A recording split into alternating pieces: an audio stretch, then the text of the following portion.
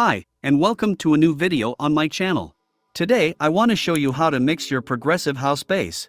I will explain what effect plugins I'm used to add and also why I choose them. So if you follow my instruction on your next production session, I promise your bass will sound more fat and supportive for your other elements. So without further ado, let's get right into it.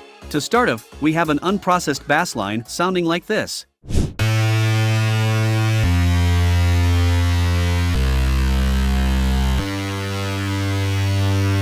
It's cool yet, but we have to give it a place in the mix and also fix the frequencies which would interfere with other elements like the leads or the kick. So let's start with this. Add a fruity EQ or any other plugin that does the same job. Choose 20 Hz to 18 kHz, cut the low end away and find a sweet spot between too many and too little low frequencies.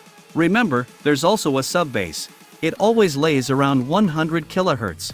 If now your bass still sound too low, put it an octave up.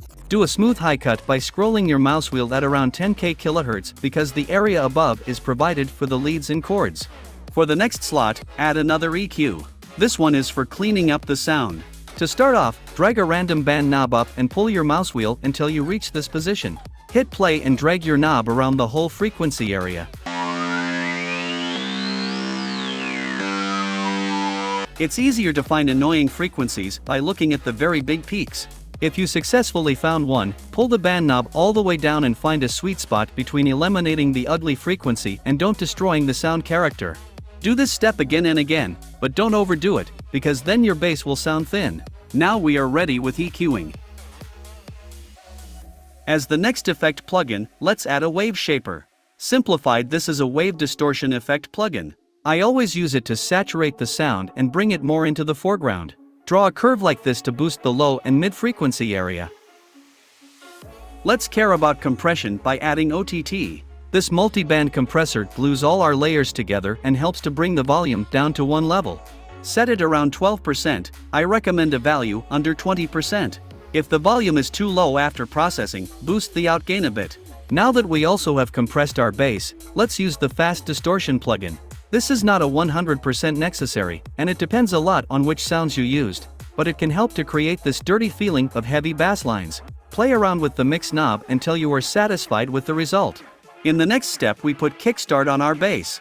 This prevents that the bass clashes the kick or other percussion, so as the kick hits, the volume of the sidechain sound will be pushed down. Choose the nice and tight preset at around 90%. Last but not least, we need a pitch bend plugin to bring movement into the bass. I always use tape stop because it's free and so easy to use. Draw an automation curve for every end of a bar and set the parameters to 0.12 slowdown time. So these are all the plugins I process my mid bass with. Let's have a short look at my sub bass.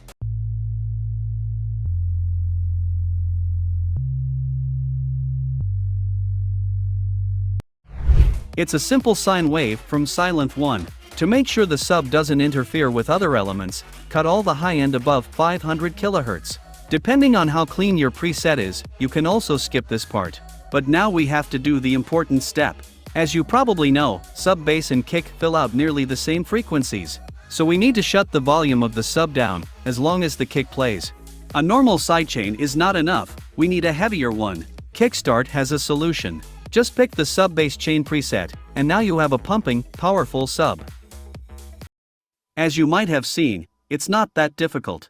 Of course, the mixing process always depends on the sound you have, and this is more of a guideline you can modify, but I hope in the end it was a good overview for you what is really necessary and why you use several effect plugins. Now let's have a short listen with and without the effects.